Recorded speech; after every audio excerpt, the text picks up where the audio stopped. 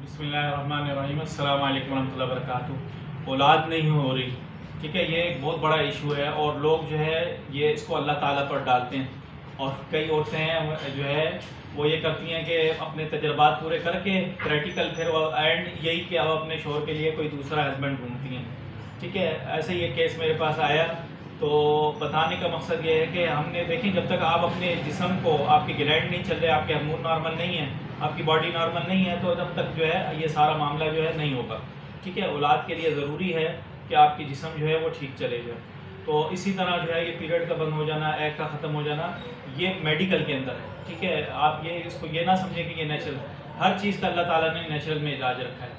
अगर मेडिकल इसको जवाब दे भी देती है, अगर आप अपनी बॉडी को नेचुरल पे चलाते हैं और नेचुरल हेल्थ को इंक्रीज़ करते हैं तो वो चीज़ें आप देखें ना, एग सिर्फ वही शुमार होते हैं जो है सेहतमंद हो, और जो छोटे हैं वो जो टूटे हुए हों या बीमार हो या नकारा हो वो शुमार नहीं होते। लेकिन जैसी आपकी हेल्थ इंक्रीज़ होती है तो वो अल्लाह ताला उनको सेहतमंद बना देता है और उससे वो हो जाते हैं जो।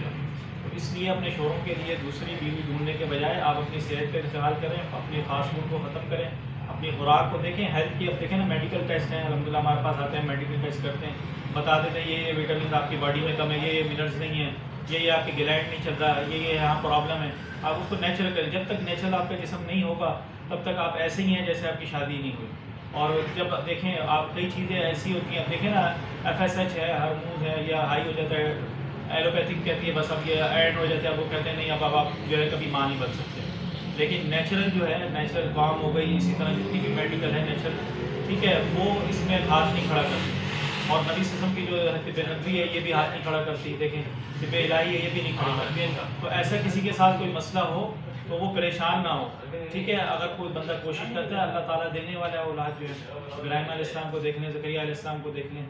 ठीक है, तो ये चीज़ ना करें कि जो है ना आप जो है अपना मायूसी का शिकार हो जाए। मायूसी देखें, अल्लाह से कभी नाउम्मीद ना हो और कोशिश करें। जब कोशिश भी किस तरह करें कि अमली तौर पे आप ऐसी खुराक खा रहे हैं कि जो है अमली तौर पे जो है वो खुराक आपके जिस्म पे उसके उल्टा असर करती है, लेकिन आप उससे बाज नहीं आते।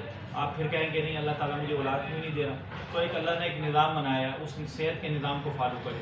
ठीक है, आज हम जो है बहुत पटरी से उतर चुके हैं, तो जब हम सेहत के निज़ाम को फॉलो करेंगे तो खुद ही अल्लाह ताला इंशाल्लाह जो है औलाद देगा जो है।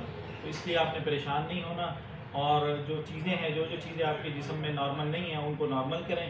और ये देखें, ये सारा प्रोसीजर जो है बिल्कुल नॉर्मल के साथ चलता है। ये नहीं है कि मसनूई तौर पे आप ये मेडिसिन ले लें या वो ले लें या मसनूई हार्मोन अपनी बॉडी में डाल लें तो ये आपके इंक्रीज़ हो जाएंगे। ना एस्ट्रोजन इंक्रीज़ होगा, ना FSH नीचे आएगा।